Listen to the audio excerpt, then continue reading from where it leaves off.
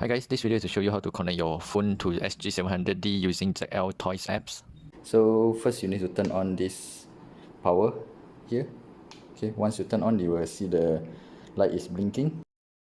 To connect to SG700, you just download the apps like ZL.Toys. So you just press on the ZL.Toys, and then they will ask you to connect the Wi-Fi. So yeah, you choose and then connect to the drone. So it's M8 4K.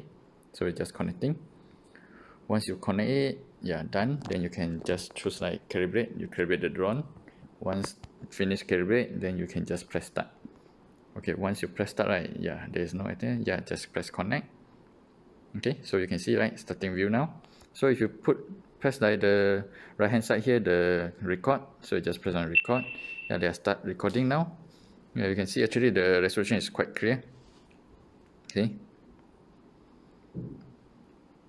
Yeah, okay. So if you want to press stop, just press stop, then it'll stop recording. So let's say you want to change like the two side view here. So the setting is here. You just press on the left hand side, the switching camera part. So you can see like actually they can choose like go down. Okay, look downward and then or both. Okay, so or you want to see like the top and ground. So you can just choose this one.